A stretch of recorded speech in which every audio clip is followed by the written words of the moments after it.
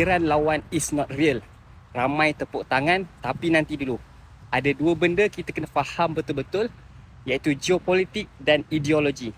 Dari sudut geopolitik, apabila sesebuah negara diserang, dia mesti pertahankan diri. Termasuklah Iran. Jadi apabila is not real kena balun, kena serang, kita rasa sangat lega. Dan Palestin pun senyum sebab ada pihak yang lawan penindas tu. Tapi dari sudut ideologi, cerita dia tak semudah itu. Iran diperintah Syiah Imamiyah yang terang-terang memusuhi akidah Ahli Sunnah wal Jamaah. Dan Barat, mereka bagi laluan kepada Iran kuasai negara-negara Arab. Sebab mereka tak nak kuasa Ahli Sunnah bangkit semula. Jadi apabila Iran serang is not real, jangan seronok sangat.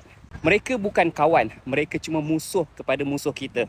Dan kena ingat juga, bukan semua yang lawan Zionis itu berpihak kepada kita. Fahami geopolitik, fahami ideologi, baru pendirian kita jelas. Dan saya Muhammad Firdaus Salihuddin, CEO TV Pertiwi dan konsultan personal branding. Dan kalau anda suka pencerahan seperti ini, sila like, share dan follow saya.